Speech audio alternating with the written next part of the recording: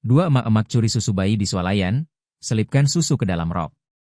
Dua perempuan terekam kamera pengawas diduga melakukan pencurian susu bayi di salah satu swalayan yang terletak di Jalan Kahamoholil, Kelurahan Demangan, Kecamatan Bangkalan, Kabupaten Bangkalan, Jawa Timur, Kamis, 12 Juni 2025. Tampak satu perempuan mengenakan kerudung dan satu lagi dengan rambut diikat ke belakang memakai baju putih. Keduanya memasuki swalayan dan berjalan menuju lorong produk susu bayi.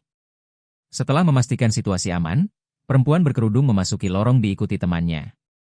Perempuan berbaju putih berdiri membelakangi kamera pengawas, sementara perempuan berkerudung jongkok dan diduga mengambil satu kotak susu bayi yang kemudian dimasukkan ke dalam roknya.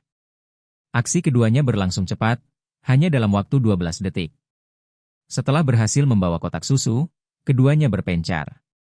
Perempuan berbaju putih keluar melalui sisi kanan, sedangkan pelaku lainnya melewati pintu masuk arah pembeli.